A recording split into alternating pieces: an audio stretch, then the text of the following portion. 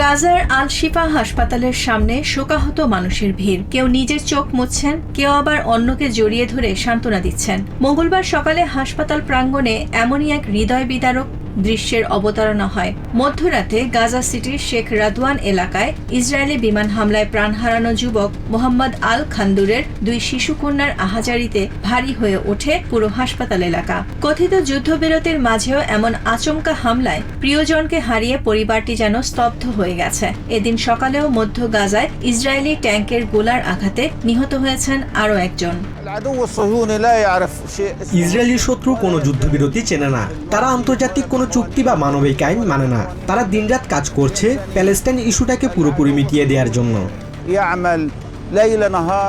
নিহত খান্দুরের মরদেহ ঘিরে শোকের ছায়া নেমে আসে পুরো এলাকায়। স্থানীয় স্বাস্থ্য কর্মকর্তাদের দেয়া তথ্য মতে যুদ্ধবিরতি কার্যকরের পর থেকে এ পর্যন্ত ইসরায়েলি হামলায় কমপক্ষে 830 জন প্যালেস্টিনিয়ান নিহত হয়েছেন।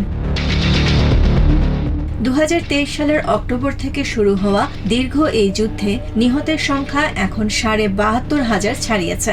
নানা অজুহাতে দখলদার বাহিনীর হামলার বৃত্তে বন্দী গাজাবাসীর কাছে প্রতিটি দিনই নতুন এক আতঙ্কের নাম। অ্যাম্বুলেন্সের সাইরেন আর স্বজন হারানোর আহাজারেই যেন এই উপত্যকার নিত্যদিনের বাস্তবতা।